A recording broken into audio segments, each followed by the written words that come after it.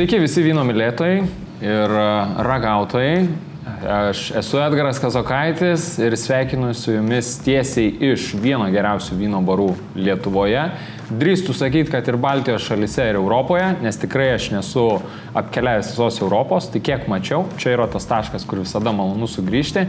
Ir mes sugrįžtame pas jūs su viena labai įdomia degustacija, tai šiandien ragausime išskirtinius vynus su labai išskirtiniu svečiu, ką aš turiu šalia savęs, svečias, aš nežinau, legenda, tituluotas žmogus, vienintelis Lietuvoje turintis savo šampaną, galime taip drąsiai pasakyti, daugkartinis Lietuvos someljė čempionas, Baltijos irgi šalių someljė čempionas. Aš manau, jeigu jūs būtų tęsęs tą karjerą, tai tikrai būtų ir Europos, ir pasaulio, čia jokių klausimų, tai Narimantas Miežys.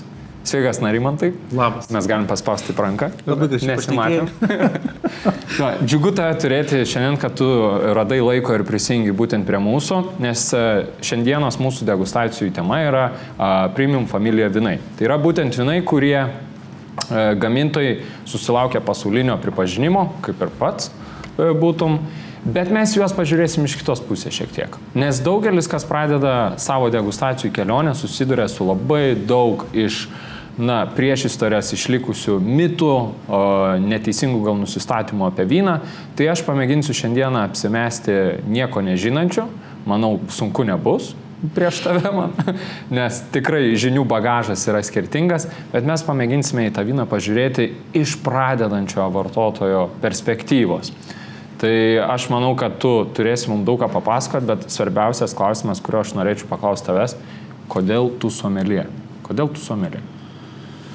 Jo, čia labai gilu ir labai platu. Tai man tiesiog ieškojau vasarai paprasto darbo ir 2005 metais įsidarbinau vyno bare, vyniniai, kuris vėliau išaugo vyno restoraną, kabinausi, žiūrėjau, skaičiau, domėjausi, degustavau, pradėjau dalyvauti čempionatuose ir tai po truputuką tai įtraukia. Tai vynas tai yra labai gražu, labai romantiška, bet šalia vyno visą laiką yra maistas. Man patinka skaniai valgyti. Man patinka ragauti skanius vynus, vis kitokius vynus. Ir prasidėjo to, kad tiesiog, čia yra įdomu, kaip tas vynas pagamintas, kodėl čia yra toksai ir toksai skonis. Po truputuką pradedi skaityti, domėtis, pradedi nuo etiketės, tada susirandi kažkokį žemėlapį, aišku, tada informacijos internete, kažkokią enciklopediją pradedi skaityti ir po truputuką visa tas toks įdirbis per 3, 4, 5 metus po truputuką išaugo į tą profesionalesnę patirtį, kur tiek servizo prasme, tiek vyno ragavimo prasme, tiek degustacijų prasme pradedi vis daugiau domėtis ir tada pasieki tam tikrą lygį, kad supranti, kad aš jau turiu tiek žinių, kad jau galiu pats pradėti pasakoti. Tas darbas yra nuolatinis vyno ragavimas, priežiūra, tas, tarkim, vyno pirkimas, bet vėlgi, kaip perki, investuoji pinigus, tu nori žinoti, ką perki, koks tas vynas, kiek tu gali laikyti. Tu nori žinoti, kiek tu jį gali laikyti, kokia čia istorija, kurią reikia papasakoti ir per tą tokį buvimą tame. Ir aš sakau taip, someljė yra nuolatinis tobulėjimas. Atsimeni, koks buvo pirmas vynas tavo ragautas, nuo kurio tu supratai, aš noriu daugiau apie jį sužinoti? Taip. Ar tai buvo spirituotas vaisių uogų gėrimas? Ar... Esu išgėręs ir sudaužęs tėvo 10 litrų sterbentų butelį. Bet tas vynas, kuris iš tikrųjų užkabino, man buvo žiauriai skanu, man atrodo, tai buvo pirma arba antra mano darbo diena, buvo Gaja Piemonto žvaigždės vynas, tai yra baltas vynas, Rosbas, buvo nerealu. Kiek derlių atsimeni, jeigu reikės kažkada dovanų, kad žinotume, ką pas tave atsinešti, tai būtų Gaja Rosbas. Aš įsivaizduoju, koks nors iš senesnių turėjo papirkti. Ar tai buvo Sito Moresko? Žinau, kad tai buvo Gaja. Tai buvo Gaja vynas. Legendinis vynas. Gaja šiandieną, pas mus ant stalo nebus, bet itališko vyno tai tikrai turėsime iš garsių gamintojų. Bet mes savo kelionę pradėsime nuo Prancūzijos. Prancūzija yra vadinama vynų meka, kur yra brangiausi pasaulio vynai būtent Prancūzijoje gaminami ir ne vienas regionas didžiuojas turėdami ten vynus, kurie papuola kiekvienais metais į geriausių pasaulio top 100 sąrašus. Mes nukeliausime į tokį mažą gal regioną, kuris dažniausiai žmonėm šiais laikais nebe taip jau dažnai praeina pro akis, bet tai nebus Bordeaux ar Burgundija, o mes nukeliausime į Alzasą. Ar lietuviškai gal taisyklingiau Elzasą pasakyti. Tai būtent toksai, kiek žinau, mažas regionas, kuris net savo savininkus keitęs yra 4 kartus per 75 metus, tai vienu momentu jis oficialiai priklauso Prancūzijai, kai Prancūzija kariavo, irgi įvairiose karuose vokiečiai pasiėmė tą dalį, tada vėl Prancūzija atkovojo, tada vėl vokiečiai ir galutinai po Antro pasaulinio karo atiteko prancūzams visam laikui. Tai ten yra labai daug vokiškos įtakos, bet kalbant apie pačią gal geografiją, nes geografija, aš įsivaizduoju, vynui tikrai yra svarbu, kaip minėjai, tai kuo yra išskirtinis tas Alzaso regionas? Jo, tai paminėjai apie tą vertę, apie to dar noriu pasakyti, kad labai dažnai galvojama, kad Prancūzija yra dabar pats didžiausias pasaulyje vyno gamintos kaip šalis. Tai iš tikrųjų jau prieš 5-6 metus Italija sparčiai vijosi ir pasivėjo ir aplenkė. Italai pagamino šiek tiek daugiau vyno ir prancūzai taip po truputuką krenta, bet pagaminamo vyno verte, tapsime kaina, tai prancūzai beveik 40% viršyje itališko vyno vertės pardavimo kiekį. Tai ką tai reiškia, kad prancūzai pagamino šiek tiek mažiau vyno, tiesiog jis yra brangesnis, kokybiškesnis, gali už jį daugiau paprašyti pinigų, vartotojai sutinka už tai mokėti. O kai mokinomės apie vyną, kai skaitai, kažką žiūri, apie vyndarystę, yra 2 tokie aspektai. Tai vienas dalykas, kaip vynas pagamintas, o antras, iš kur vynas yra. Ir čia yra labai svarbu, kad iš tikrųjų norėdamas suprasti vyną, turi suprasti, kur jisai pagamintas. Nes 75% vyno realiai yra pagaminama vynogyne. Ta prasme, kur yra jisai, kur kokioj aukštumoj, kokioj plotmėj, koks pasvėrimo kampas, kaip vynogynas išdėstytas, kokie kalnai, ar miškai, ar upės šalia, koks dirvožėmis ir visi tie dalykai. Čia panašiai kaip gaunasi su, pavyzdžiui, daržovėmis ar vaisiais, kurie atkeliauja iš tą močiutės daržo ir kurie atvažiuoja iš didelių komercinių šiltnamių. Skirtumas, kardinaliai. Visiškai. Dabar Alzasas yra, žiūrim žemėlapį, tai Alzasas yra Prancūzijos rytinį daly, taip šiek tiek šiauriau, bet link centro. Nuo centro link šiaurės toks ištysęs vienas ilgas regionas, jis eina palei Vogėzų kalnus vienoje pusėje, o kitoje pusėje yra Reinas, didelė upė ir, kaip ir paminėjai, tai prancūzai, tai vokiečiai ir realiai čia yra ir prancūzų, ir vokiečių įtaka, ir virtuvė. Bet tai yra senų kalnų, nuglūdintų kalnų regionas, jis yra dažniausiai Vogėzų rytiniai pusiai, vynogynai nukreipti į pietus ir pietryčius ir tai yra labai šiltas regionas. Tenais mažai lyja. Tenais mažai lyja, tai kritulių ten yra apie 600-650 mm per metus, tai čia atrodo kaip ir daug. Bet kiek iš tikrųjų jo, man dažniausiai ir būna, kai pradedam kalbėti apie skaičius, norėtųs kažkokio gražaus paveiksliuko. Tai jeigu Lietuvos klimato, mažiau nei Lietuvoje. Nors visai netoli.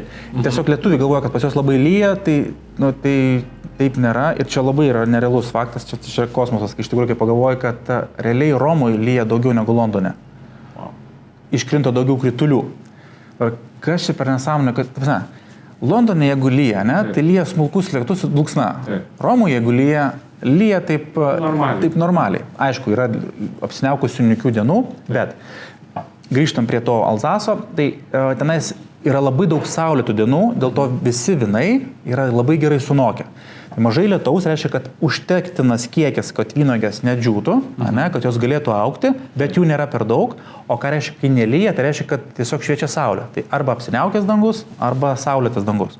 Tai saulėtas dangus reiškia, kad yra daugiau saulės, daugiau sunokimo, daugiau ekspresyvumo vynuogėse. Tai reiškia daugiau tokios šilmos ir mes tą pajaučiam bendram vyno sunokime ir vyno, tarkim taip, alkoholiškume. Dabar alkoholis, mes nešnekam apie tos vynus, kur alkoholis yra įdedamas. Mes šnekam apie tai, kas natūraliai atsirado. Tai alkoholis atsiranda iš cukraus. Taip. Cukrus atsiranda tiesiog paprasčiausiu būdu, kai uoga noksta, iš fotosintezės uoga sunoksta. Taip. Ir kuo mes turime ilgesnį, saulėtesnį laikotarpį, tuo daugiau cukraus vynogi gali atsirasti. Ir jeigu šnekant apie Alzasų vynus, tai visuomet Alzasų vynai yra labiau sunokę, prieskoniškesni, intensyvesni negu, tarkim, italai arba vokiečiai. Jie turi šiek tiek daugiau alkoholio, bet šiek tiek daugiau alkoholio tai reiškia, mes šnekame pusę laipsnio, maksimum laipsnį. Nedaug. Jo, nedaug, bet tai mes burnoje savo skonio receptoriais pajaučiam labai aiškiai. Nu, pavyzdžiui, čia va, ne? Turim Pinot Gris uogą. Pinot Gris, aš manau, prieš tai, kol pradėsime, man labai būtų įdomu, aš tą butelį padarysiu, kad jis magiškai atsirastų pas mus ant stalo, kad ir žiūrovai matytų, kurį mes tiksliai vyną ragaujame. Tai dabar įsivaizduokit, aš pranykstu ir jau butelis ant stalo. Tai ką mes turime, tai yra vienas iš garsiausių Alzaso gamintojų, tai būtent yra Hugelis, Famille Hugel. Labai sena vyninė, įkurta 1639 metais mažame Alzaso miestelėje Requehier. Jeigu aš neteisingai dabar turiu, tai dovanokite. Bet kas yra įdomu, kad kiekvienas Premium Familia vinė atstovas, tai yra šeimai priklausantis vynogynai. Na ir vyninės, kurios iš kartos į kartą paveldi būtent tą vyno gamybos technologiją. Tai įsivaizduokite, kai žinios yra perdodama iš rankų į rankas, ar gal tiksliau galėčiau sakyti, iš galvos į galvą, ir tu turi tuos labai senus savo vynogynus, tu sugebi išlaikyti kokybę. Ir tu kiekvienais metais, svečiam ar vartotojam būtent pagamini vyną, kuris buvo gaminamas taip pat ar su mažais pakitimais ir prieš 2 ar 300 metų. Tai labai būtent įdomu ragauti tokius vynus. Dabar Hugelio būtent šeimoje jau yra 13 karta, kuri užsiema vyndarystę. Ir kas yra įdomu, tai kad Hugelis būtent turi nedaug savų vynogynų, tai 30 hektarų būtent nuo savų vynogynų ploto, jeigu plius minus, iš kurių pagrindė augina 4 tokias labiausiai žinomas vynogių veislės, tai 4 kilmingasias vynogės, ką jie vadina, Rieslingas, Pinot Gris, Muskatas ir Gewürztramineris. Bet Alzase galima dar ir kitas vynogės auginti, į tokias kaip Pinot Noiras ar Pinot Blanc, tačiau šitas vynogės jau Hugelis susiperka iš kitų savo ilgamečius kontraktus turinčių būtent ūkininkų. Tai kokybė šitų vynų yra tikrai aukšta. Kas yra įdomu šiaip, kad Hugelis dar turi ir Guinnesso rekordą, tai jiem priklauso seniausia naudojama vyno statinė, kurioje iki šiol yra gaminamas vynas. Ta statinė buvo pagaminta 1715 metais ir jie iki šiol dar ją naudoja sėkmingai gamyboje. O jeigu grįžtant prie vyno, ir minėjai Narimantai, kad ragavome Pinot Gris, kuo yra išskirtinė būtent ta Pinot Gris vynogė? Ir kuo jinai skirsis būtent gal nuo tų kitų išvardintų Rieslingo, Gewürztraminerio, Muskato? Tai va, kas čia šitoje taurėje turėtų būti pas mus? Ok, tai Pinot Gris yra Pinot Grigio. Ir tai yra taip pat ir Grauburgunder. Tai kiekviena šalis turi, tarkim, tai uogai tokį pavadinimą, ne? Tai dabar Pinot Gris Alzase ir Pinot Grigio, kaip ir atrodo ta pati uoga, tik tais Pinot Grigio visuomet yra šviežesnis, kvepia daugiau obuoliais ir citrusiniais vaisiais, aišku, ir kaulavaisiais, o Pinot Gris yra šiek tiek saldesnė, salsvesnė. Salsesnė, aš turiu minį ne cukrum, bet salsesnė su nokimu. Pinot Gris visuomet kvepės kaulavaisiais, nektarinais, persikais, abrikosais, eis šiek tiek į kriaušes, į lengvas gėles, lauko gėles. Ir tokie vynai visuomet yra salsvoki aromate. Ir jie turi labai elegantiškai sunokusi salsvumą, saldumą, vaisiškumą kūne. Plius Pinot Gris visuomet turi gerą rūgštį. Ir čia labai atsiranda tas svarbus dalykas, kad vyndarys, kai gamina vyną, jis visą laiką ieško balanso. Jis ieško balanso tarp gaivos ir sunokimo. Tarkim, vaisių ekspresijos ir vyno gamybos technologijos, jeigu, pavyzdžiui, brandina žolę, ne? Tai vyndarys stengiasi pagaminti tokį vyną, kad tu atsigėręs norėtum dar gurkšnio. Ir jeigu nėra gaivos, nėra tos rūgšties, tai tu tiesiog jo negeris, nesimėgus. Tai čia yra labai gerai paruoštas, pagamintas klasikinis vynas iš klasikinio regiono ir jis yra vienos konkrečios uogos, nes nėra mišinys. Tai Alzase visuomet vyndariai dažniausiai stengiasi vienos vynogės ekspresiją padaryti ir labai įdomu, kad Alzasas turi daugybę Grand Cru. Alzasas yra labai įvairialypis. Grand Cru, aš įsivaizduoju, tai čia reiškia jau aukščiausia kategorija, taip aukščiausia kokybė, yra virš 50 skirtingų Grand Cru. Dabar kodėl taip yra, nes Alzase yra labai daug plotelių, kurie yra išsimėtę ir kuris yra skirtingi dirvožemiai, nes yra galima rasti tiek nuo kalkakmenio, tiek lengvo granito, kreidos, sanašinių dirvožemių, įvairiausių skalūnų ir taip toliau, ir taip toliau, ir taip toliau. Ir kiekvienai dirvai vėlgi gali gaminti skirtingą vyną. Ir prieš tai minėjai Rieslingą, minėjai Gewürztraminer, minėjai Muskatą, tai Alzasas lygiai taip pat pagaminat labai daug putojančių vyno, bet toksai vynas, būtent kaip Pinot Gris, jis yra labai gastronominis, ta prasme, jis labai gerai dera su maistu. Tai tiek restorane, tiek namie gaminant labai gerai derinti jį, nes jis yra, jis yra prieskoniškas. Jeigu mes įpavostume, yra daug prieskonių. Aš jau ir paragauti šiek tiek norėčiau. Taip sakant, aš manau, nes tie aromatai už gerą vyną, už premium vyną. Kiek prieskonio, ne? Lengvas, elegantiškas salsumas. Sakau, ne salsumas, saldumas, bet salsumas sunokimas. Ir tie prieskoniai tokie, kaip šiek tiek galbūt cukruotas imbieras, jaustųsi tokie egzotiniai prieskoniai, atrodo, šiek tiek atsiranda. Tu mane pataisyk, jeigu aš klystu. Man tai tie kaulavaisi labai gražus, labai aiškus. Ir šitas vynas yra labai gerai derinamas su maistu, ypač dėl tos rūgšties, ypač jeigu, kad turime ar gaminame lengvai rieboką maistą. Ta tradicinė Alzaso virtuvė tai yra troškiniai, tai yra kiauliena, dešrelės, tešos, daug įvairiausių daržoviškų patiekalų, troškintų daržovių, pyragų, kepinių. Ir tai, kai mes įsivaizduojam, kad Prancūzija, čia didelė, čia virtuvė prancūziška kulinarinė, ten išdėliota taškelis, tai tai nėra vien tik tokia virtuvė. Yra ta senoji tradicinė kaimietiška virtuvė, kur žmonėms reikia pavalgyti, atsigerti vyno, kad padėtų su tą maistą suvirškinti, užsigerti kažkuo ir plus, kad tai tiesiog padėtų ne tai, kas sakau, sušilti, tiesiog, kad būtų tos jėgos eiti toliau į darbus. Tai vietinis Alzaso kaimietis, aišku, dabar Alzase yra tokie kaimeliai labai gražus, ta vokiška tvarka vis tiek atėjus, bet tai yra kaimeliai, tai nėra tokie dideli miestai. Ir tenais mamos ir tetos ir senelės negamina prancūziškos kulinarinės virtuvės su skraidančiais patiekalais. Tai yra tiesiog yra ištroškinta mėsa, prie kurios reikia vyno. Aš kiek žinau, vienas iš tradicinių jų patiekalų, ką mes galima irgi lietuviui atrasti savo virtuvėje, tai yra būtent virtos dešrelės su bulvių koše ir tušintais kopūstais. Taip, tai yra tradicija. Tai čia galima sakyti, būtų labai gerai tokį vyną derinti prie vestuvinių antros dienos patiekalų. Kai tušinti kopūstai atkeliauja ir tada alzasietiško vyno. Gali pradėti nuo pirmos dienos ir tada tinka ir antrai dienai. Labai puikiai. Super. Tai tikrai išraiškingas vynas, turintis daug aromatų, kvapnus ir, kaip minėjo Narimantas, ta rūgštis, jinai yra labai gražiai integruota. Tai jinai nedominuoja, bet jinai pasislepia po visais tais vaisiais, po visų to glotnumu ir pakelia vyną suteikdama tokio, gaivumo. Tai aš manau, kad dešrelės tikrai puikiai tiktų. Mes šito vyno tikrai pasimėgusi, manau, iki galo. Aš dar pasakysiu. Žiūrėkit, atsigėriau ką tik, ir kaip ilgai jaučiasi tas poskonis. Tai yra labai ilgas vynas. Ką reiškia poskonis ir ilgas vynas? Tai reiškia, kad vynas yra gerai pagamintas, jis yra sukoncentruotas, tas skonio išraiškingumas, skonio intensyvumas parodo vyno kokybę ir, aišku, dar ir brandinimo potencialą. Bet šitas vynas gali ilgai būti, vienas dalykas. Kitas dalykas, kai tu jo atsigeri, aš dabar šneku, burnoje skiriasi seilės, tada tas pats, nors taip lengvai nuryti. Tai rodo jo minerališkumą, bet tuo pačiu metu, kiek čia daug rūgšties ir tos tekstūros, kiek sunokimo charakterio, kiek vindarys įdėjo darbo. Tai šitas vynas turi labai ilgą brandinimo potencialą, čia vienas dalykas. Kitas dalykas, jis yra labai gerai sukoncentruotas. Mes dabar šnekam ir aš dabar jaučiu tokį greipfruto žievelę, šiek tiek tokį lengvą tokį imberinio sausainuką. Ir burnoje vis dar tai išlieka.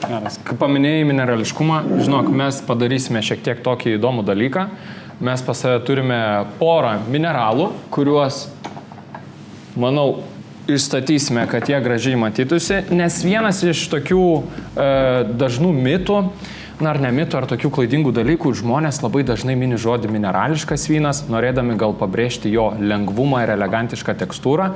Ir kai noriu pabrėžti, kad vynas yra aukštos kokybės, irgi dažnai žmonės apsimeta ir sako, oi, koksai minerališkas vynas ir tą minerališkumą jau kaišioja visur, kur reikia, kartais ir kur nereikia. Bet pasakyk, kuo mineralai, gal taip trumpai, kad man žaliam žmogui suprasti, kokią įtaką tai turės vynui. Nes aš matau skirtingus akmenis, tai būtent koks skirtumas būtų, jeigu aš tą Pinot Gris auginčiau čia arba čia, tarkim. Čia labai gilu ir mes čia ilgai šnekėsim. O kaip pirmokui, įsivaizduoju, dėdė, ką tie akmenukai duoda vynui? Labai gerai. Taip. Kai vynuogė yra lengva, kai vynuogė yra labai palankus dirvožemis, ne vyndarystėje, bet kaip, tarkim, kultūrai, kurie auga, jeigu jie yra lengva, jinai veši, jinai augina daug lapų, storėja pati ir jinai nesikoncentruoja į vynuogių vedimą. Ta prasme, kai vynuogė yra sunku, tai vynuogė koncentruojasi į uogas, į išbuvimą, tarkim taip, kad išgelbėtų savo vaikus, o ne savo vynuogės, ir tos vynuogės yra geriau sunokusios. Vynuogė pati ne taip stipriai veši, o koncentruojas į vyną ir tai, ką duoda vynuogė. Tai reiškia, kad duoda vynuogė, reiškia, mes tai patirsim ne. Va čia 3 skirtingi akmenys, ne? Tai jie visi yra skirtingų regionų. Pavyzdžiui, čia yra kreida iš šampanės. Aš tiesiog paliečiu ir mano rankos iš karto. Tu jie gali imti rašyti ant lentos. Ja. Tai kai mes gersim tokį vyną, mes jausim po truputuką. Aš nesakau, kad mes ištripinsim tą ir jausim ir gersim tą vandenį ir tokį vyną. Ne, tiesiog augdomos šaknis turi prasiskverbti pro tokią dirvą ir mes po truputuką jausime užuomaskas, jausime burnoje, kad čia yra tas minerališkas, toks kreidiškas vynas. Tai čia yra čia geriausia šardonė auga, čia Blanc de Blancas yra. Ko de Blancas yra? Taip, jeigu mes tokioj dirvai augintume, jis būtų šiek tiek toksai, kreidiškumo. Kreidiškumo, taip, bet tai nebus pati geriausia dirva jam. O kuri būtų geriausia tada? Čia būtų štai čia yra Kimmeridgian soil, būtų labiau primtina Kimmeridgian soil arba štai čia esantis skalūnas. Tai pavyzdžiui, šita dirva yra atvežta iš Douro slėnio, čia auga joje raudonieji vynai ir šita dirva yra tokia, kad jinai yra labai lengvai laužoma. Vynuogės šaknis turi praeiti pro ją, pro tos tarpus, jinai yra, pro ją labai gerai prabėga vanduo. Ir vynuogės šaknis auga labai giliai, kad pasiektų tą vandenį. Ir kitas dalykas, tokie vynai, juose atsiranda tas toks lengvas minkštumas, subtilumas, elegancija.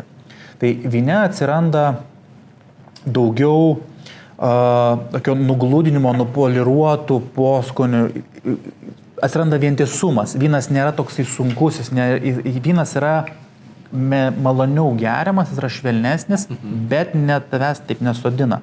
Pavyzdžiui, jeigu tai būtų, tarkime, dirva netokia, o tai būtų molis, neatsiras toksai sunkumas, pilnumas, atsirastų daugiau slyviškumo, galingumo, tekstūros. Štai čia bus elegancija, gaiva ir tas subtilumas. Ir čia yra Kimmeridgian soil, kuris labai primena dar mums čia, bent šitas gabaliukas primena kalkakmenį, kur auga geriausi šardonė ir geriausi pinot noirai. Bet šita dirva, tokioje dirvoje, tai yra mišinys tarp kalkių ir tokio lengvo molio, sanašinio dirvožemio. Ir čia auginami vynai turės tą taurumą, minerališkumą, tą prasme druskingumą, bet neturės dar to sunkumo. Tai bus vynai, kurie yra lengvesni, elegantiškesni ir atrodys šviežesni, atrodys mums tauriai ir mūsų skonio receptoriams. Tai jeigu man dabar būtų geografijos pamoka ir aš, pavyzdžiui, paragavęs šito vyno, aš labiau gal jį net ir priskirčiau, kaip tu minėjai čia, man jis pasirodo toksai glotnesnis ir labai nupoliruotas, nes nors ir matau, irgi butelis turi net 14,5 laipsnių, tačiau labai švelniai ir viskas labai gražiai integruota. Tai ačiū tau už šitą geografijos pamokėlę, o mes judėsime su kitu vynu ir nusikelsime į Italiją, kur, manau, irgi šviečia saulė, skanus maistas ir geras vynas.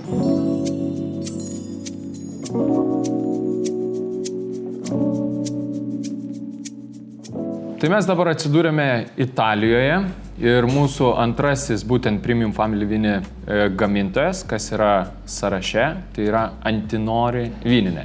Antinori greičiausiai kažkas dabar išgirdo ir jau pagaugais nuėjo kūnas, nes pirmas vynas greičiausiai apie ką pagalvojot, kai šnekam apie Antinori, tai yra Tignanello. Jų garsiausias ir žinomiausias vynas, kuris sulaužė ne vieną standartą, būtent Italijos vynų gamybos istorijoje, bet mes pakalbėsime apie jų baltus gaminamus vynus, nes italai irgi tikrai gali varžytis su prancūzais ir gaminti taip pat įdomų labai vyną. Trumpai gal apie Antinori, jeigu paminint, tai porą tokių įdomių faktų, kurie jums gal ir bus labai neįdomus, bet aš turiu jums būtinai tai pasakyti, nes aš esu istorijos fanatikas. Tai Antinori vyninė, Narimantai, gal tu irgi girdėjęs, jie pradėjo būtent gaminti vyną tuo pat metu, kai lietuviai dar kariavo su kryžiuočiais ir kalavijuočiais ir kai Jogaila tapo Lenkijos karaliumi. Tai nuo 1385 metų, tada būtent markizė Piero Antinoris įstojo į Florencijos vynų gildiją ir oficialiai, Antinori tapo vyninė.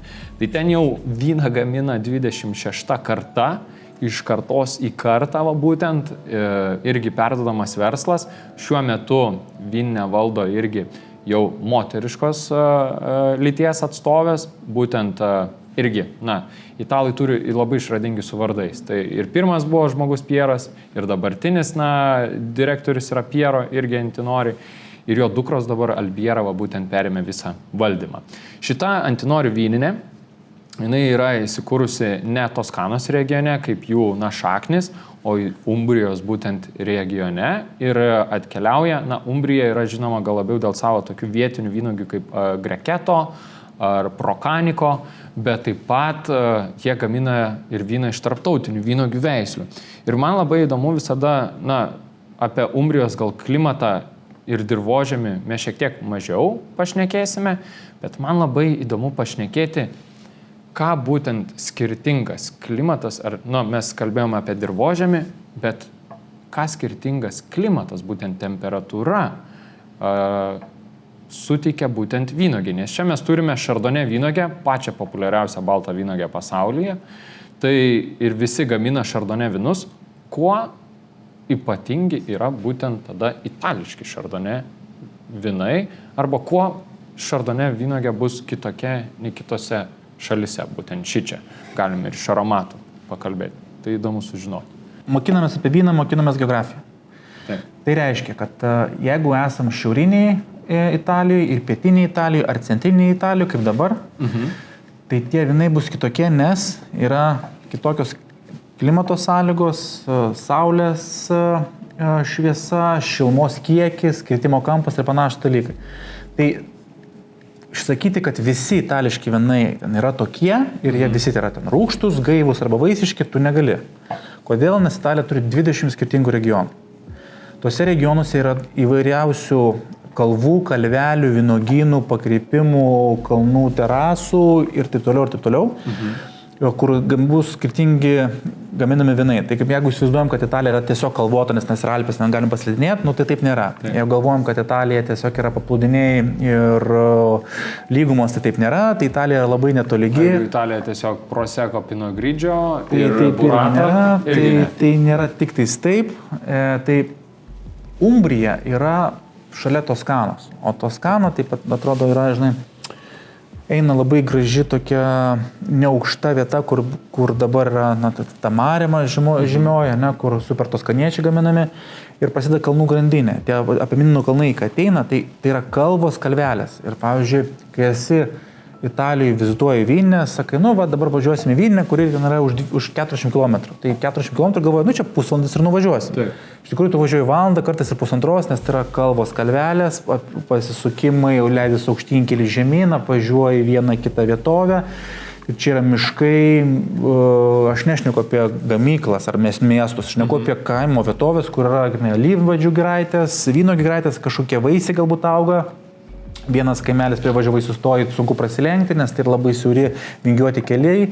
Ir tuomet tu atvažiuoji į tą pačią Umbriją, kuri yra irgi kalvota. Tai nėra super statu, bet tai nėra labai aukštai. mes šnekam nuo 400 iki 600 metrų virš jūros lygio ir mes šnekam apie kalvas, kurios eina aukštyn žemyn, tokias lengvai vilnijančios kalvas. Ir čia yra tas, kad jeigu vienas vynuogynas, kaip pavyzdys, žiūri į pietus, tai uogos sunoks vienaip. Jeigu žiūri į pietryčius ar pietvakarius kitaip, jeigu jis yra tik tais rytus, tai vakarinės salios jis beveik negauna. Ir čia vynai vėlgi bus skirtingi. Tai jau per 100 ir per 1000 metų vyndariai ir žmonės gaminantis vyną prisitaikė prie vietinio klimato, prie kas turėjo žemės, kas galėjo žemės turėti. Tai aišku, tos vietinės vynogės auga geriausiai.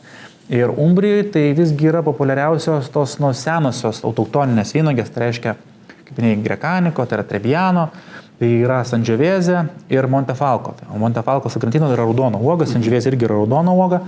Tai Montefalco Sagrantino yra apskritai vienas taniniškiausių, intensyviausių, daugiausiai tų kandžių taninų turinčių vynų, jie yra labai ilgamžiai, reikia labai ilgai brandinti. Bet mes šnekam apie, kaip sakė, apie Chardonnay, apie tarptautinę uogą. Ir va čia yra Chardonnay tas toksai grožis, kad labai daug žmonių sako, man nepatinka Chardonnay, bet dažniausiai, jeigu ten sako, man atneškit, tai toks mitas, ne tai kad mitas, bet populiariausias juokelis tarp somelėje, atneškit man Chablis, nes man nepatinka Chardonnay. Arba atneškit man bet ką, tik tais ne Chardonnay ir žinokit, jeigu ką, man labai patinka Chablis. O Chablis yra tik tais Chardonnay. Tai Chardonnay gali būti labai įvairiai, jinai gali būti tiek brandinta žolė, tiek turėti ąžuolo įtakos, tiek būti ilgai brandinta žolė, kaip pavyzdžiui šitas vynas. Tai jeigu prancūzai turi savo žymiosius kaimelius, ten Pouligny Montrachet, Chassagne Montrachet, Meursault, tai čia yra atsakas tiem kaimeliam, tai yra labai ilgai brandintas vynas ir man tai jis labai patinka ir ypač patinka, kad jis dar tokioj plačioj tauriai. Nes tokiem galingiem, intensyviem minerališkiem vynam reikia tokios taurės, reikia erdvės atsiverti, reikia, kad jis pakvėpuotų ir gautų daugiau deguonies. Aš dar dažnai siūlau tokį vyną ir aeruotis, arba bent jau kaip minimum gerti iš tokios taurės. Pažiūrėkite, jeigu išimnosi, tai... O jeigu namie neturime tokios taurės, ar ta paprasta taurė bus nuodėmė gerti tokį vyną? Ne, tiesiog atsidarykime iš anksto, leiskime jam pakvėpuoti šiek tiek, nes aš nesakau, kad atsidarėjai ten geriam iš karto. Aišku. Kai atsidarai tokį vyną, pirmoji taurė, paskutinė taurė jau yra skirtingi vynai. Jisai pakėpuoja, jis atsiveria, jis gauna deguonies, jisai sušvelnėja, atsiveria daugiau aromatų. Vynas, aš nesakau, kad jis tampa minkštesnis, bet jis pakinta. Ir pakinta ta prasme, kad mums yra maloniau jo mėgautis. Jis tampa švelnesnis, kažkiek šiltiškesnis. Pavyzdžiui, kai brandini vyną ąžuolo statinėse, jame atsiranda tokio kremo, sviesto, subtilumo, gilumo, atsiranda toksai, atrodo, lengvai pieniškas skonis, pieno kažkiek sviestiškumas.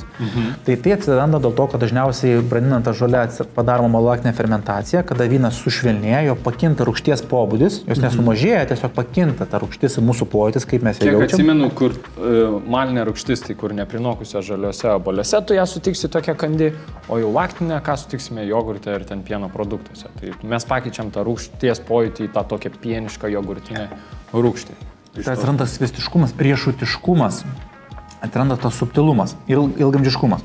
Aš tai sakau, kad svečiam, ką aš žinau, sako, o ką duoda ąžuolas?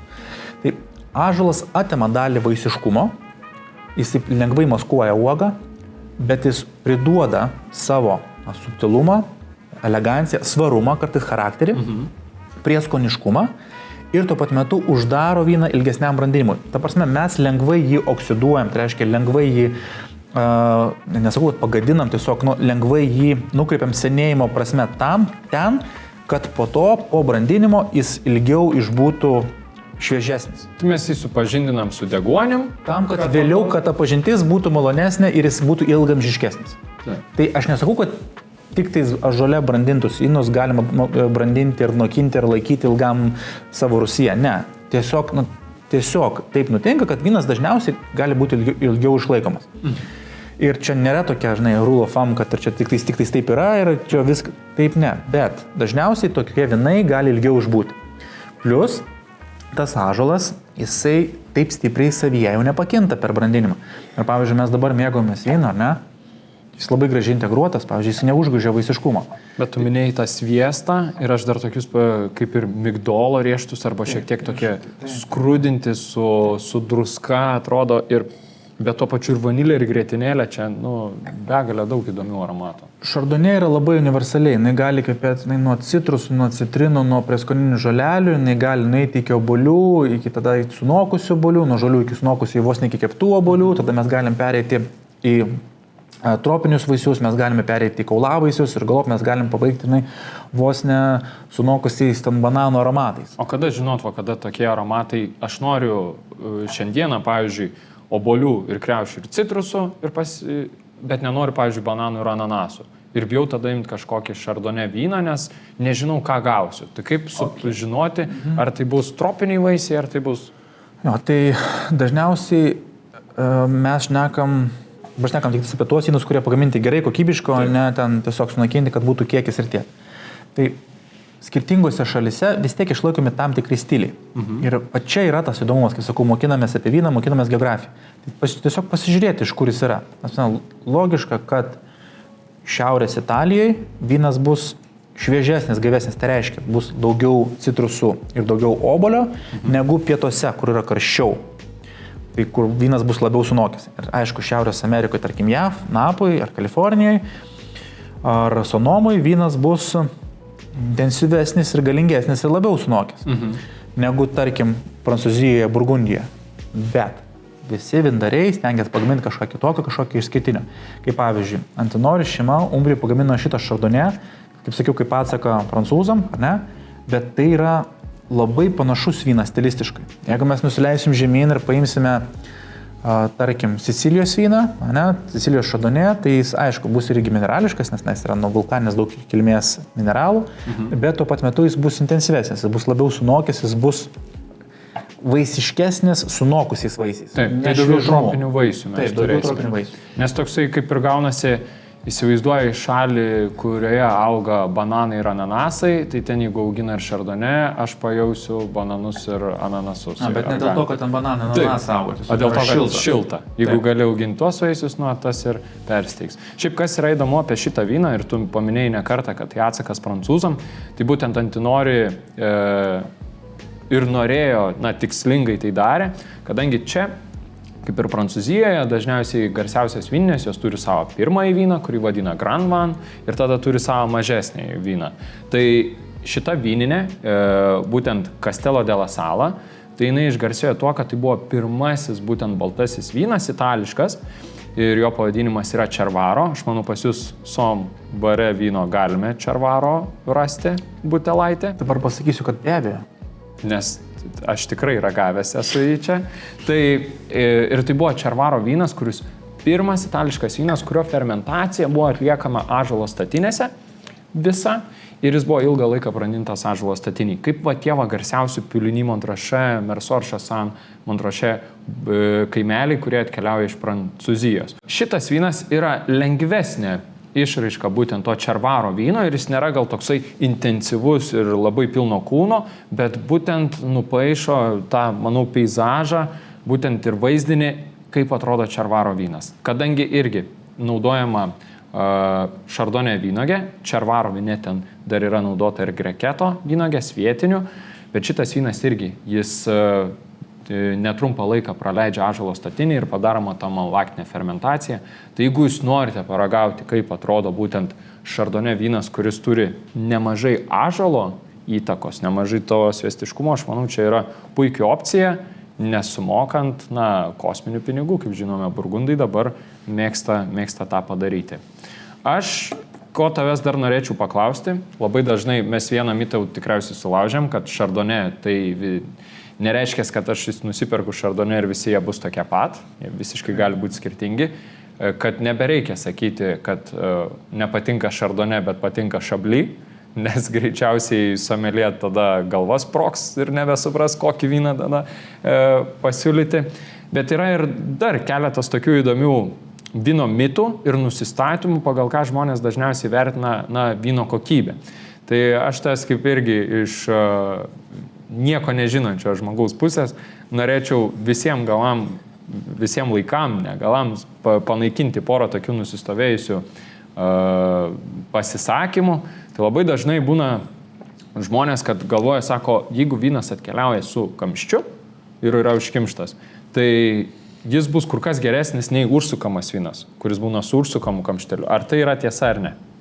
Jo, tai čia yra vienas iš tokių mitų, kur prie visas degustacijas būna tas pats klausimas, kartais po kelis kartus, nes kaip pasakoja, kita savo dalis neklauso. Tai nereiškia nieko. Iš tikrųjų, tai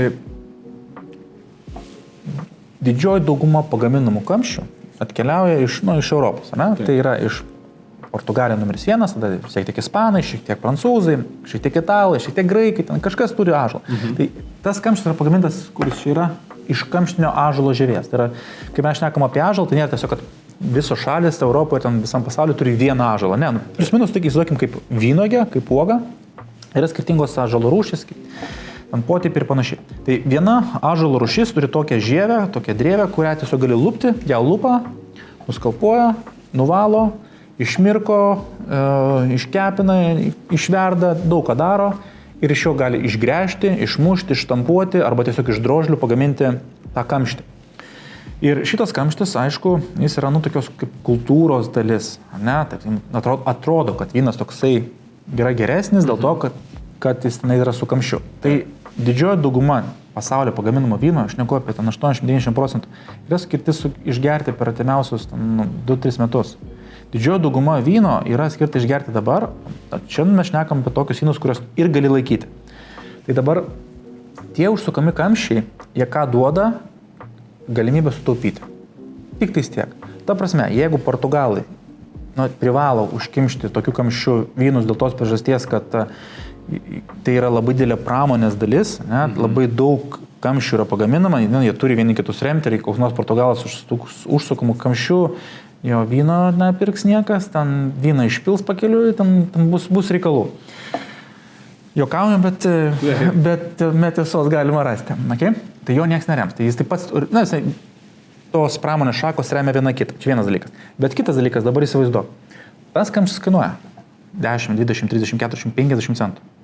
Tarkime, tokį vyną pagamintą nuluptą Portugaliją mes turim nugabent į Australiją ar, tarkim, Naują Zelandiją, ne? Tai kainuoja. Transportas kainuoja. Aišku, mes nešnekam, kad čia nieks neveža po dėžį, mes šnekam apie konteinerius, apie laivus, ne? Yra lengviau, reikia jį nugabenti į Naują Zelandiją. Naujoje Zelandijoje, pavyzdžiui, bus užkimštas Sauvignon Blancas kažkoksai tai, ir tas Sauvignon Blancas grįž, tarkim, į Europą arba, keliaus į Jungtinės Amerikos valstijas, kad jis būtų parduotas. Tai ta kamščio kelionė, pirmyn atgal, kiek jinai sukuria papildomos vertės CO2 sudeginimo paruošimą, kiek tai kainuoja, tai geriau yra paprašiau vietiniam Australų, Naujosios Zelandijos gamintojui tiesiog pagaminti užsukamo kamštį, remiant savo pramonę, užsukti ir grąžinti tą vyną. Plius sutaupant kaštus, plius sutaupant visas tas ekologiją, ten ir panašus dalykai, plius kiek pinigų čia mes galime taip sutaupyti. O kaštai yra labai svarbus. Tai tokie vynai dažniausiai rodo didingumą, bet tai nieko nereiškia. Tiesiog dėl užsukamo kamščio, dar nėra tokių senų tyrimų, nėra labai senų vynų, kurie būtų užsukę su kamščiais išlikę. Bet yra gamintojai, pavyzdžiui, vienas gamintojas Chablis, kitas gamintojas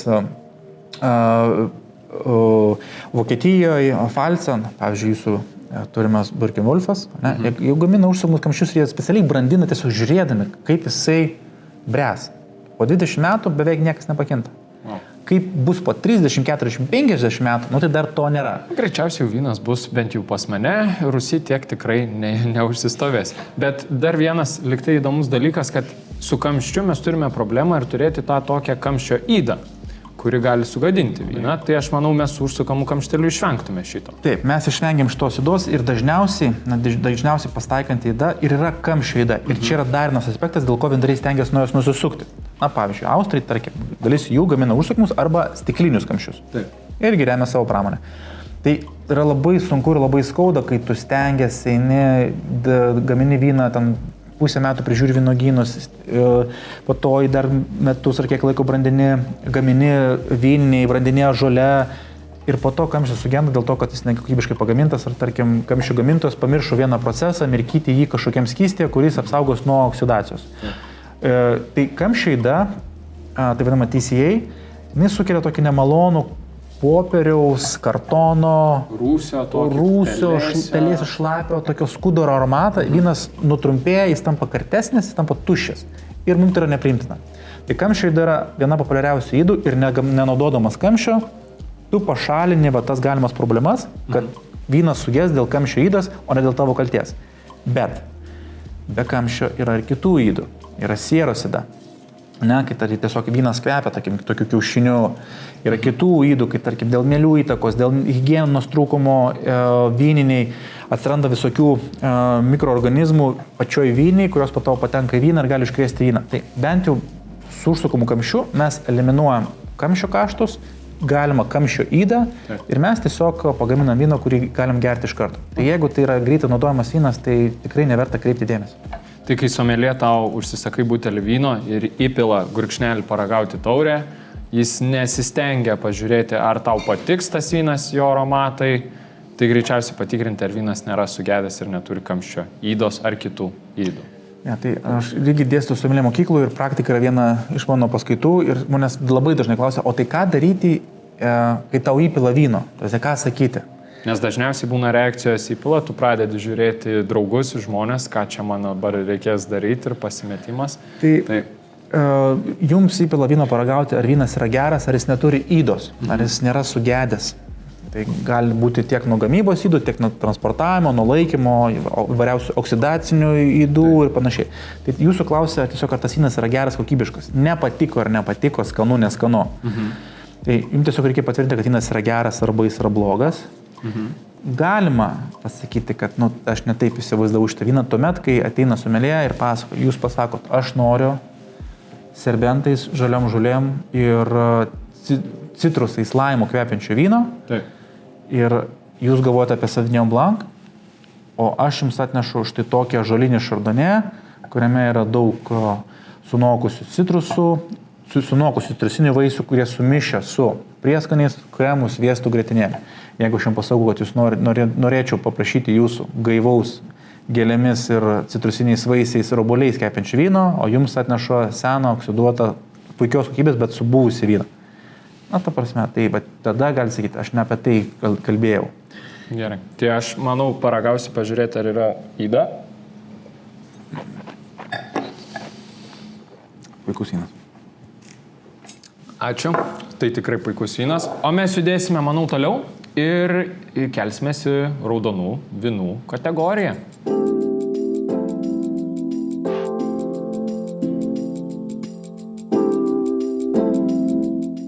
Pabuvojom Prancūzijoje, pabuvojome Italiją, o dabar vėl sugrįšim į Prancūziją. O ir pažiūrėsim, ką prancūzai moka daryti su raudonu vynu, bet mes vėlgi nekalbėsime gal apie Bordeaux ir Burgundijos regionus, kurie yra, Prancūzijos tie vadinamieji etalonai. Šiandienos tikslas parodyti tuos deimantus, kur yra ta tikroji premium vertė ir kokybė ir nuskelsime į tokį labai smagų regioną, tai Ronos slėnį. Ir trečiasis mūsų premium familija vyni būtent atstovas, vindarys, labai garsi, sena šeima, tai būtent Famille Perrin. Tai būtent šeima, kuri asocijuojama su Rono slėniu ir Châteauneuf-du-Pape apeliacija. Tokia garsia apeliacija, manau, irgi žinai legendą, kuomet vienas iš popiežių būtent iš Romos savo rezidenciją perkelia į Avignon miestą, būtent Rono slėnyje, kuris randasi. Na ir kadangi aplink tą regioną to vynus reikėjo naudoti ir mišioms, ir popiežiaus linksmybėms, tai ir įsikūrė ta naujoji vadinamoji popiežiaus naujoji pilis. Châteauneuf-du-Pape. Nauja popiežiaus būtent pilis.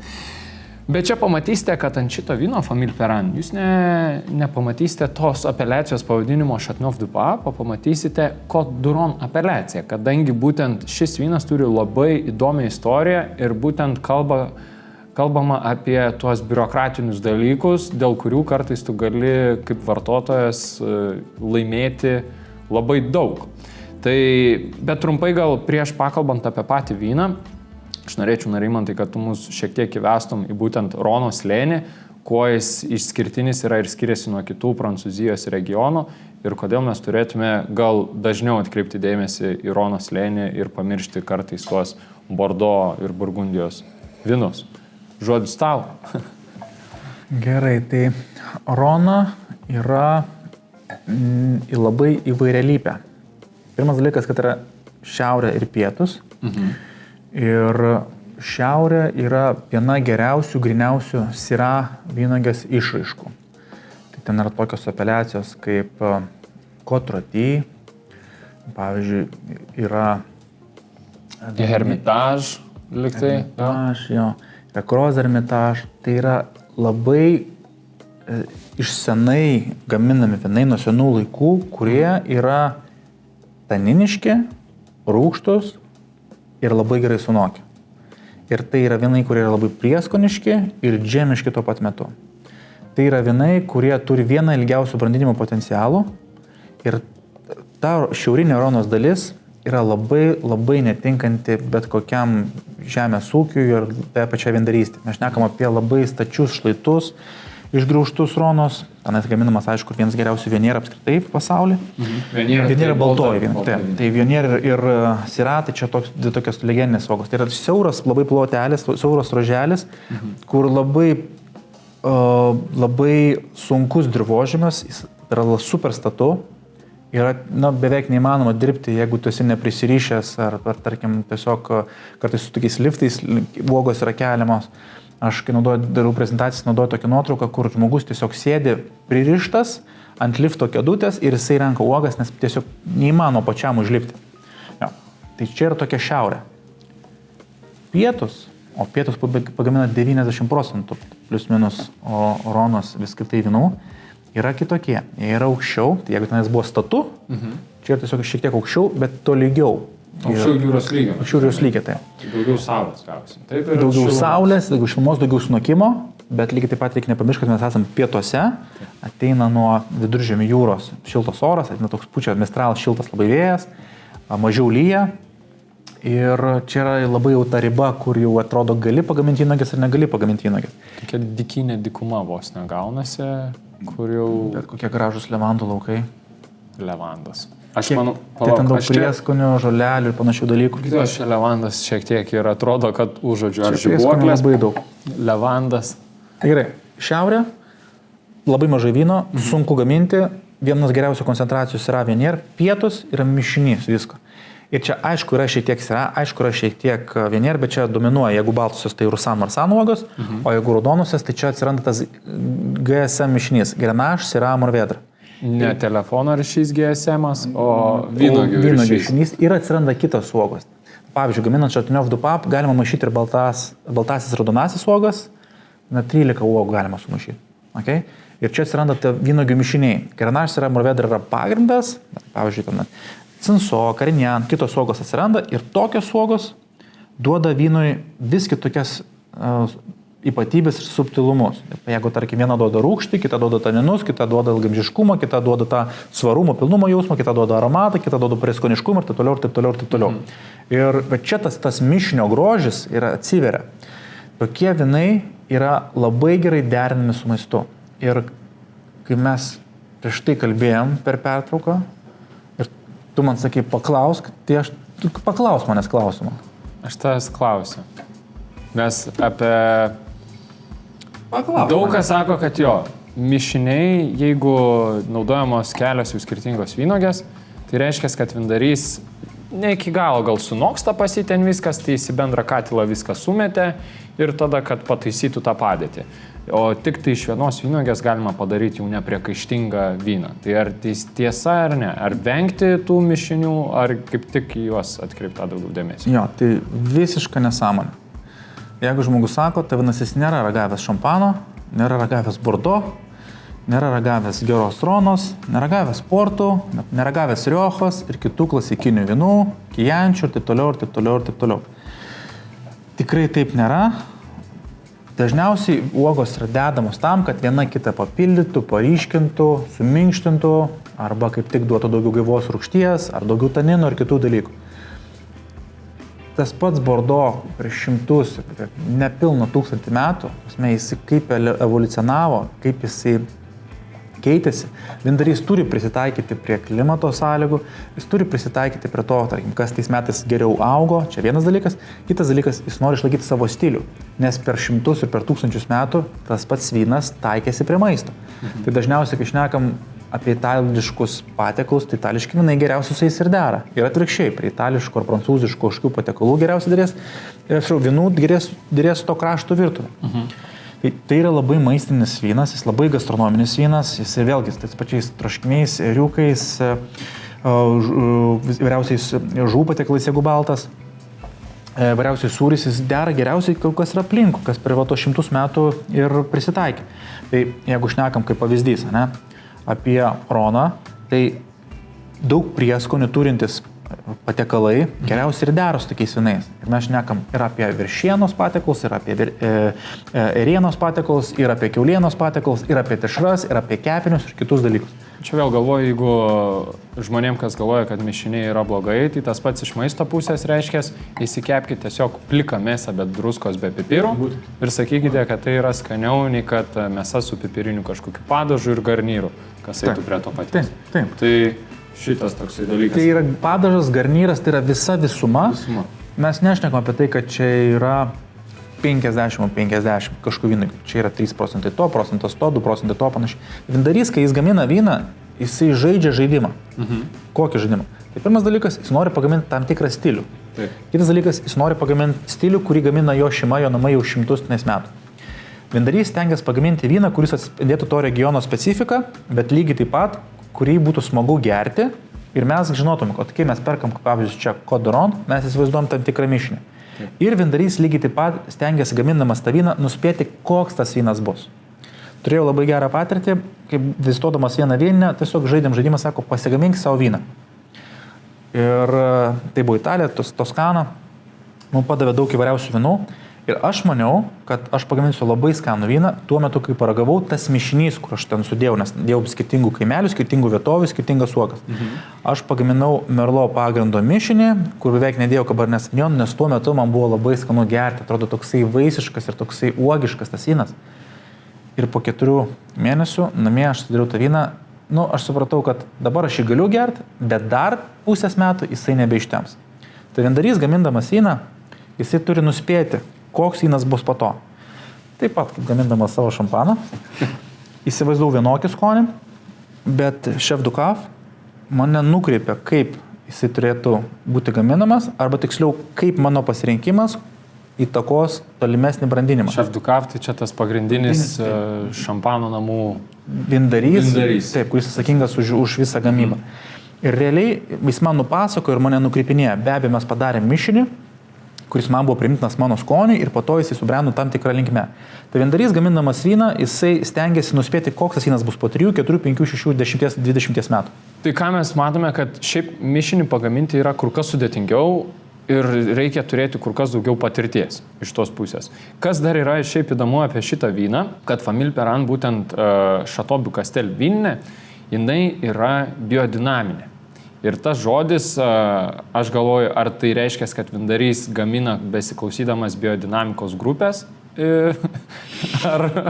ar kažkokios kitos praktikos yra naudojamas, nes ta biodinaminė vindarystė skamba labai kažkaip inovatyviai ir futuristiškai, bet ar iš tikrųjų taip yra? Ką reiškia biodinaminis vynas?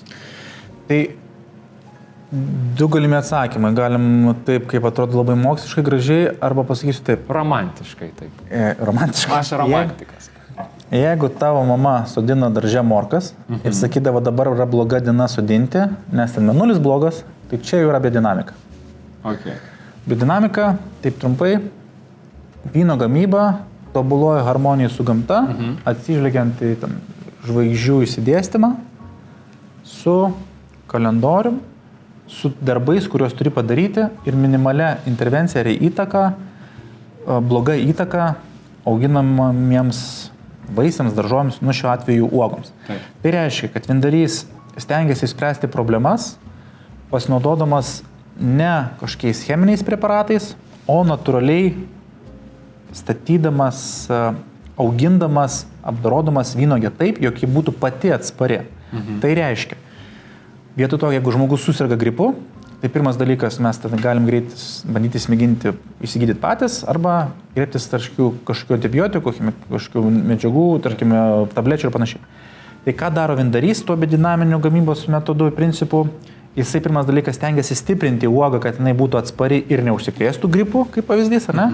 Kitas dalykas, jie gydo ne tabletėm, o natūraliais būdais. Tai reiškia žolelėm, nuovirais, kurie tenais jau atsiranda, tai kiti dalykai. Mes šnekam apie nuovirus arba tas nuvirtus iš dilgėlių, šnekam apie smulkintas mažų avinų galvas, kaulus, kaukolės, šnekam apie jaučių ragose brandintą mėšlą per žiemą, visokiais dalykais. Ar tai yra normalu? Taip. Ar tai veikia? Ne? Kažkuria prasme tai atsako tas dalykas, kurį mačiau pats gyvai, kai nuvažiuojam pas Vindarį, kuris yra biodinamistas ir sako, žiūrėk, einam pas mano kaimyną ten už 50-100 metrų. Atrausia, kuris nėra biodinamistas, atrausia žemę su kastuvu ir ten nieko kaip ir nėra, yra žemės. Nueinam pas jį, grįžtam atgal, su rankom tiesiog prarausia ir iškelia žemės, kuriuose yra daugybė vaboliukų, daugybė sliekų, skrusdėlių ir visų kitokių organizmų. Tai jeigu tie organizmai, tie maži vaboliukai tenais gyvena, taip ir visi mikroorganizmai toje žemėje gyvena. Ir, kaip sakoma, pasiemus tokios žemės, tenais yra milijonai įvairiausių mikroorganizmų, bakterijų, kitų dalykų, kurie yra žemėje, per kuriuos skverbėsi ir kuriais gyvena.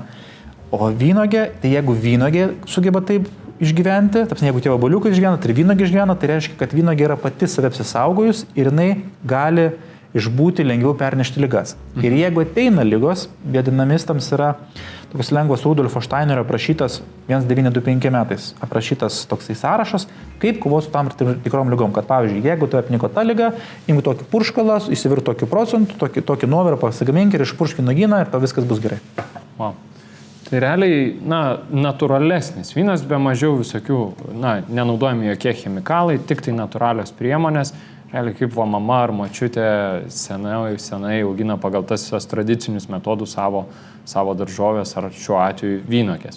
O aš tau užduosiu paslapti tada, kodėl mes čia nematome, nors pati vyninė Chateau du Castel yra būtent Chateau du Pape apeliacijoje. O šitas būtent Côte du Lait du Castel, tai jų antrasis vynas jau yra iš Côte du Rhône apeliacijos. Nors atrodo, vynogyno plotai kaip yra tie patys, bet labai įdomus dalykas, kad Chateau du Casteliui priklauso virš 100 hektarų būtent vynogynų plotų ir eina per vynogyną toksai greitkelis, jeigu dabar nesumeluosiu, A7. Tai šito greitkelio dėka, kuris perskiria būtent eina kiaurai Chateau du Castel vynogynus, atkerta dalį apie 30 hektarų vynogyno ploto, kurie jau nepapuola į tos Chateau du Pape apeliacijos ribas. Ir dėl to, kadangi vynogynas atrodo ir dirvožemis, kompozicija yra beveik identiška, bet nepriklauso Chateau du Pape apeliacijoje, priklauso Côte du Rhône apeliacijų šitas vynas, tu jau negali prašyti iš žmonių tokių didelių pinigų. Gamyba irgi šito vyno yra labai panašiai tą būtent Chateau du Castel, tiesiog, kad nėra naudojama, kaip tu minėjai, 13 vynogių, ką naudoja Chateau du Castelis, jie naudoja iki šiol visas vynogės būtent savo gamybui. Čia yra tos 3 pagrindinės, tai būtent Syrah, Grenache ir Mourvedre naudota. Vynas taipogi buvo brandintas ąžuolo statinėse, kuriuose prieš tai brendo Chateau du Castelis, jų pirmasis vynas. Tai būtent toksai irgi graži išraiška pačio vieno iš geriausių vynų, kuris į Wine Spectator žurnalo, prestižinio vynų žurnalo top 100 sąrašą yra nekartą papuolęs topinėse pozicijose. Tai čia, jeigu norit pamatyti, kaip atrodo tas Rono slėnio gerai pietinės dalies padarytas vynas ir kad mišiniai gali būti nepriekaištingos kokybės, tai būtent Côte du Lait du Castelis yra puikus atskaitos taškas, nuo ko jūs galite pradėti savo raudonųjų vynų kelionę. Ir įsivaizduoju, įsikeptume kokį dabar ėriuką, griliaus sezonas gal dar ir neuždarytas, o jeigu ir uždarytas, išsitraukti, kad ir žiemą tą griliuką ir su skaniu padažu, gardžiu garnyru, bulvėmis, grybais. Pakepintom bulvėm, pakepintos bulvytės, sviestukas. Wow. Aš manau, mes einame šiek tiek užkasti su Narimantu ir grįšime su desertu.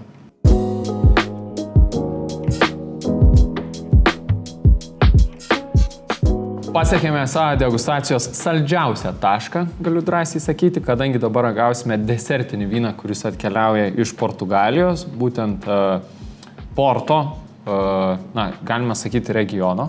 Porto regiono, Porto miesto, Douro regiono vynogės, kurios sufermentuojamos Douro regione, bet užbaigiama gamyba būtent Porto mieste. Čia būtų tiksliausia. Vilanova de Gaja dar. Gerai, zona. tai gal aš šitą perimsiu dar. Okay. Tu man papasakosi daugiau, aš paminėsiu apie šitą labai svarbų gamintoją. Tai yra Symington šeimai priklausanti Vinė Grahams. Symington šeima irgi priklauso Premium Family Vinį, vieni iš atstovų, tai mes šiandien jau paragavome net 4 būtent atstovai šitos asociacijos, kuri jungia būtent, kaip minėjom, visas aukščiausias kokybės vynus gaminančias šeimas. Ir Grahams šitas sportas yra man asmeniškai labai ypatingas tuo, kad aš jį visada įimu su savimi į kalnus, kai kopinėjame, tai prie visų sumuštinių, šokoladinių batonėlių, kad užlipus į kalną atšvesti, tai būtent Grahams sportas skaniai labai atsigeria. Bet mes ne tik apie skonį, bet ir apie gal gamybą sporto būtų įdomu sužinoti, nes didžioji dalis žmonių, na, aš nenoriu sakyti didžioji dalis žmonių, bet tikrai yra tokių mąstančių, oi, čia spirituotas vynas, tai čia nesąmonė, čia tas pats bus kaip legendiniai mūsų Lietuvoje gaminami spirituoti vynai ir kad čia bus kažkoksai šamarliakas. Tai ar spirituotas, jeigu čia yra 20 laipsnių, iš kur tie laipsniai atsiranda, gal trumpai apie tą gamybą ir tokius biškiai mitus šiek tiek. Gal pasipilstom ir aš tikrai nenoriu šitą butelį pilstyti, gal aš tas ne iš normalaus dydžio atnešiu tas ne. O kas tas normalus dydis, jeigu... Gerai, čia tikrai... Čia yra normalus dydis. Čia normalus dydis, gerai. Paragaukim iš normalaus tada. Tai papasakosiu, kas tai yra, kaip jis gaminamas. Buvau, vizitavau, mačiau pats gyvai. Nereali patirtis, nerealios vietovės. Prašau. Tai po pirmą. Super. Čia yra kažkas tokio. Ar dažnai tenka iš tokių butelių pilstyti ir dažnai svečiai taip pat reaguoja kaip aš į tokį dydį, ar... Kasdien. Kasdien. Ir taip pat. Ir taip pat. Ne, tai, okei. Mūsų taurėse yra portas. Vienas skaniausių vynų man. Portas yra gaminamas Portugalijos šiauriniai daly, bet jis negaminamas Porto mieste. Portas yra vyno pavadinimas ir yra nuo Porto miesto atsiradęs pavadinimas. Vynogės, kaip prieš tai minėjai, yra Douro slėnė. Jeigu žiūrim žemėlapį, šiaurė, Portas yra grinai ant Atlanto vandenyno slenksčio, įteka Douro upė į Atlanto vandenyną, o uogos yra gaminamos kiek toliau šalia Ispanijos sienos. Ir jeigu, tarkim, tu esi Douro slėnis, Porto miestas, aš esu Douro slėnis, taip upė taip kyla nuo 0 metrų virš jūros lygio, kyla aukštyn 400-500, bet slėniai, kalnai, kartais pakyla į 700-800 ir netgi kilometrų aukštį. Tai yra labai vingiuota upė, kurios slėniuose, kalnuose, kalvose įrengti vynuogynai. Vienas gražiausių vaizdų. Berods įtraukti UNESCO sąrašą įtraukta, ta prasme, įspūdingi kosmiško gražumo vaizdai. Aš dabar manau, jeigu vis tiek žiūrite iš namų, tai sustabdykite šitą dabar kadrą ir paguglinkit Douro region ir pažiūrėkite paveiksliukus, tada tikrai įsivaizduos, apie ką mes šnekam. Kosmosas. Tai jeigu jau pažiūrėjot ir grįžot, tai mes šnekam apie vynogės, kurios augo tose slėniuose, vėliau vynas yra pagaminamas, jis yra pastiprinamas ir tada jis gabenamas ir pardavinėjamas porte. O stiprinamas kuo? O čia ir atsiranda, kad nuo seno ir Douro slėnis yra viena seniausių zonų, kurie yra apibrėžta įstatymiškai. Mes šnekam apie daugiau negu 200 metų senumo istorijas. Mes šnekam apie tai, kad vynas jis gaminamas daugybę metų ir čia leidžiami vėlgi lygiai taip pat vynuogių mišiniai, bent konkrečiai šitam vyne sumuštos yra pagrindinės 5 uogos, o leidžiama daugiau negu 150. Mes šnekam dabar apie vyndarius šeimą, kuri kreipia dėmesį, kas yra sumaišoma, kas auga, vynogynai yra išskirti, susodinti ploteliais, kur geriausia ekspozicija taiko greičiai vynogiai, bet yra natūralių mišinių, kur net neaišku, kas auga. Tiesiog būdavo taip, kad eina renka viską, nes kažkas sunoko, kažkas nedanoko, kažkas turi rūgšties, kažkas neturi, kažkas turi toninų, kažkas neturi, kažkas duoda tą mėsiškumą, kažkas duoda tiesiog kiekį ir viską kartu nurinkus buvo pagaminamas vynas. Tai dabar, vėlgi, kiekvieni porto namai nori turėti savo stilių, savo skoninės savybės ir labai atidžiai sumaišo vynogės. Tai pirmas dalykas, vynogės yra subrandinamos, jos iš jų pagaminamas vynas. Tos vynogės yra subrandinamos, nes labai lengva tai padaryti, nes čia labai šilta, labai karšta. Vėlgi, mokinamės apie vyną, mokinamės geografiją. Mes esame karšto vietovėje, yra 3 pagrindiniai Dauros slėniai, yra Baixo Korgo, Sima Korgo, Dauros Superior, taip kylam aukštyn. Tai Baixo Korgo, tokia bazė, kur lengviausiai naudojama, lengviausiai geriama, greitesnė vartojama. Sima Korgo, kur yra subtiliausia, elegantiškiausia jinai, yra Dauros Superior, kur yra aukščiausia, kur yra sausiausia, kur daugiausia saulės, kur ilgamžiškiausi, labiausiai snok, intensyviausius, patys svariausi, kompleksiškiausi vinai. Ir dažnai tos vietovės yra sumaišomos arba gaminamos atskiros vietovės. Tai aukščiausių daly gaminami tie vintažiniai, ilgai brandinami vinai. Ką reiškia ilgai brandinami? Tai reiškia 20, 30, 40, 50 metų brandinami vinai. Mes turime stilių, tai yra tonis stilius. Nerealu, bet yra ir baltų, ir rožinių, ir raudonų portų. Mes galvom tik apie raudonus. Tai tie raudoni, yra 2 pagrindiniai stiliai. Yra tonis ir rūbis. Ir va čia atsiranda, koks tas stilius yra. Grįžtant prie tonį, prie rūbį, pasakau, kad visi portai privalo būti laikomi ąžuolo statinėse. Privaloma tvarka. Taip. Visi portai yra pastiprinti. Privaloma tvarka. Ok, vindarys pagamina vyną. Jis pagamino vyną ir gamybos procesų metu, kai vynas yra ruošiamas, vindarys ragauja, sako, aš noriu tokią skonę. Ir tuomet jisai sustabdyti fermentaciją įdeda alkoholio. Alkoholis tai degtinaitės kokios, jo? Įsivaizduokim brandžiuką, kuris nebrandintas vynogių spiritas. Neutralaus, be kvapio, be skonio. Vynogių spirito. Vynogių spirito. Tas vynogių spiritas yra minimum 77 laipsnių stiprumo. Aišku, nemaišo 50-50 proporcijos. Įdeda maždaug 23, 24, 25% bendro tūrio. Ir tokiu būdu pakelia bendrą alkoholio kiekį. Tai reiškia, jis nužudo mielės, mielės sustoja. Reiškia, sustoja jų veikla, o tai reiškia, kad vynas toliau nesifermentuoja, nebevyksta fermentacija, užkonservuojamas cukraus kiekis ir pasilieka konkretus cukraus kiekis ir alkoholio kiekis. Vendarys stengiasi, kad tas laikas būtų plius minus 20 laipsnių. 20 laipsnių. Daugiau neapsimoka, nes net ir akcizai prasideda, tik kiti dalykai prasideda. Ok. Jisai pastiprino vyną. Ir tuomet, kaip minėjau, visi portai privalo būti brandinami ąžuolo statinėse. Ir nuo čia atsiranda. Jeigu vindarys pabrandino privalomą laikotarpį ąžuolo statinėse, ką jis daro toliau? Šiuo atveju vindarys nusprendė ir palikti ir brandinti vyną toliau ąžuole. Tai jeigu jis palieka ir toliau brandina ąžuole iki išpilstymo pardavimo, tai yra vienas stilius, tai yra tonį, kaip čia. Yra kitas, greitesniam vartojimui skirtas rūbį, kuomet po minimalaus brandinimo vynas staigiai išpilstomas į butelius ir skirtas parduoti. Tai priklausoma nuo to, kokia rinka, koks skonis vyrauja toje rinkoje, toje šalyje, ko žmonės prašo, vindarys gali pagaminti arba tokį stilių.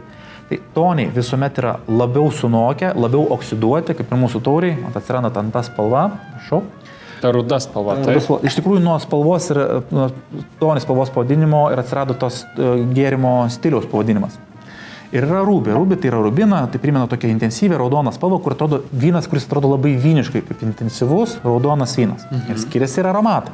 Tai jeigu yra gamini tą rūbį, tą raudoną vyną, jis ir kvepia kaip vyšniam, trešniam, gervogiam, lengvų šokoladu. Ir atrodo kaip vynas, nors jame yra vis dar 20 laipsnių. Yra kita spalva, kaip štai čia, ir kiti aromatai. Tai pavyzdžiui, dabar mūsų vynas, kurio mes mėgojamės, tai yra riešutai, tai yra šokoladas, tai yra džiovinti vaisiai, tai yra džiovintos figos, tai yra datulės, kava, šiek tiek tabako, vos lengvos odos, užuomazgos ir panašiai. Pavyzdžiui, mes čia turim uogų mišinį, 5 uogos sumaišytos, tinta kao, tinta baroka, tinta roriš, kas yra tempranija, Tauriga Franka ir Tauriga Nacional. Okay. Tauriga Nacional yra žvaigždė, kuri dabar po truputuką primena Cabernet Sauvignoną, bet uogos taikos, jos keičiasi, vyno pasaulis irgi jisai nuolat juda, nieks nestoja vietoj. Okay. Ir mes šnekam apie portą, kuris yra uogų mišinys ir yra brandintas ilgai ąžuolo statinėse, kad būtų tam tikras stilius. Dabar yra 10 metų porto stiliaus, yra 20, yra 30, yra 40 ir visai nesenai buvo inauguruotas 50, tai va to tai irgi laukiam, kol jis atvyks į Lietuvą. Jis berods ar nebuvo inauguruotas kažkas su mūsų karalienės Elžbietos II jubiliejumi, ar neturi nieko bendro susiję? Čia būtų įdomu sužinoti. Nes aš kiek žinau ir jeigu atkreipsite dėmesį irgi, kas yra ant butelio, aš tiesiog, kad pasitikslinti, mes čia turime karališką į herbą. Ir tas herbas buvo būtent suteiktas būtent karalienės. Būtent. Tai Elžbietos II. Būtent. Ir tai reiškia oficialiai, kad šitas porto vynas kiekvienoje oficialioj Anglijos, tos karališkos šeimos ceremonijų yra pateikiamas kaip būtent desertinio vyno opcija.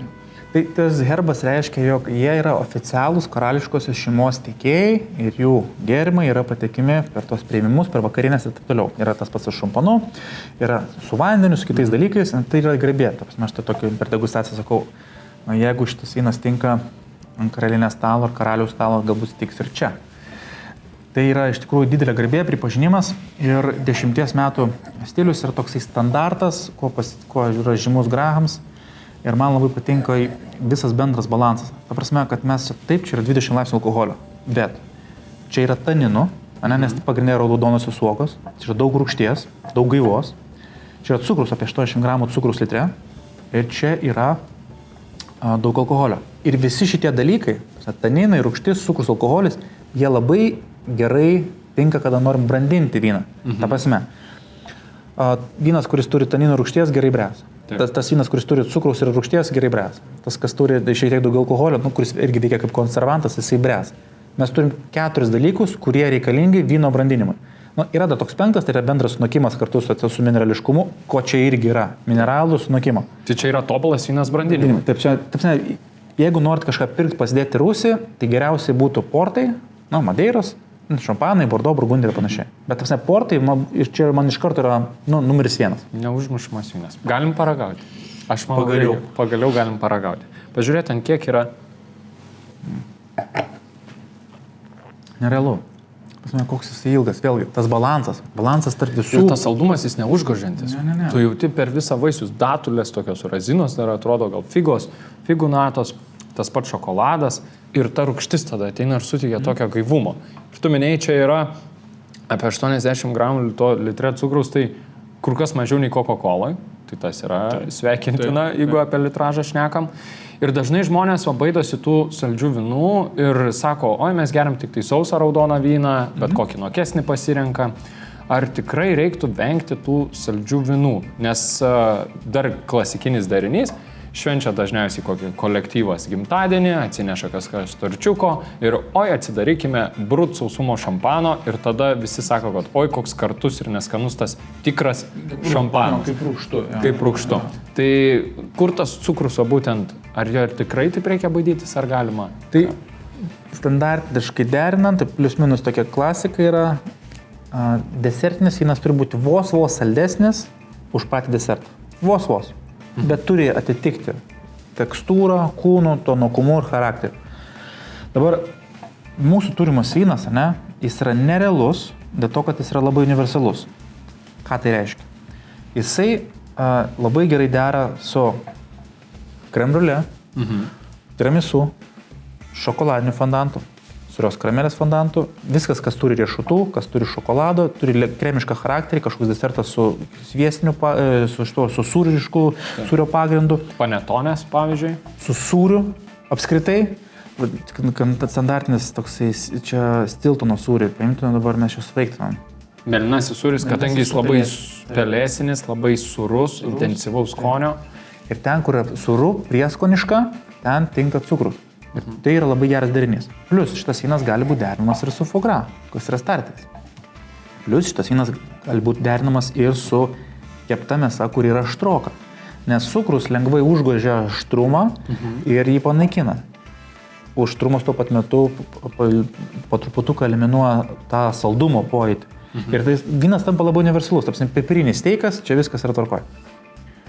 Ar gali kitą porto rūšis dėti geriau? Taip, galbūt, tenais, tarkim, priderinus Ruby portą bus dar skaniau, bet tai portas nėra tiesiog stiprus gėrimas ar likirinis, kuris po vakaro pabaigoje turi. Jo gali mėgauti su labai daug dalykų ir labai daug patiekalų, jis yra labai universalus.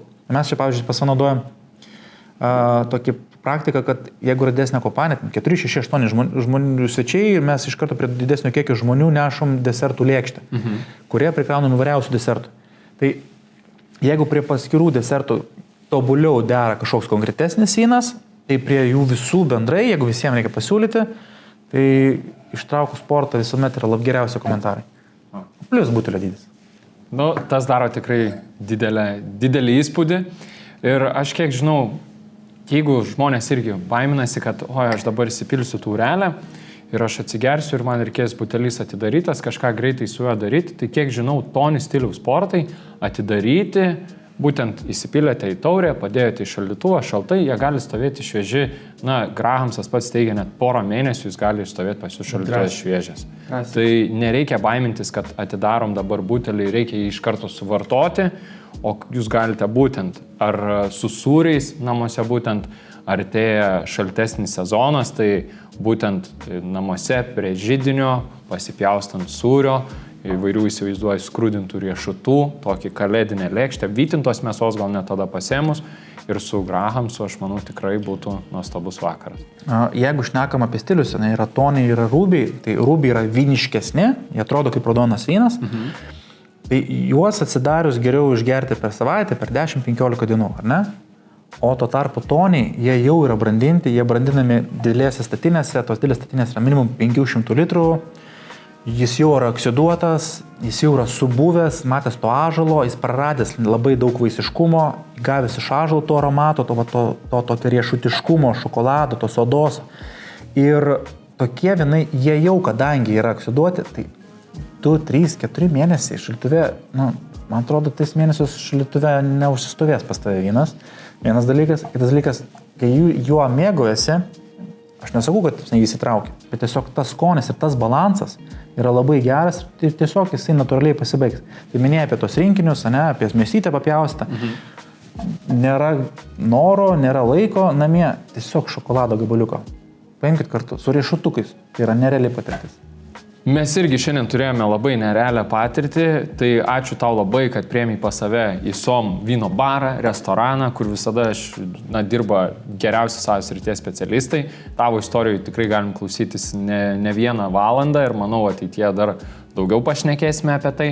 O aš norėčiau padėkoti būtent žiūrovams ir dar kartą pasveikinti Botlerį su 10 metų jubiliejumi. Ir skanaus vyno, ragaukite, domėkitės ir nepamirškit, kaip Narimantas sakė, vynas tolygus geografijai, tai tyrinėkit, žiūrėkit žemėlapius ir keliaukit po pasaulį.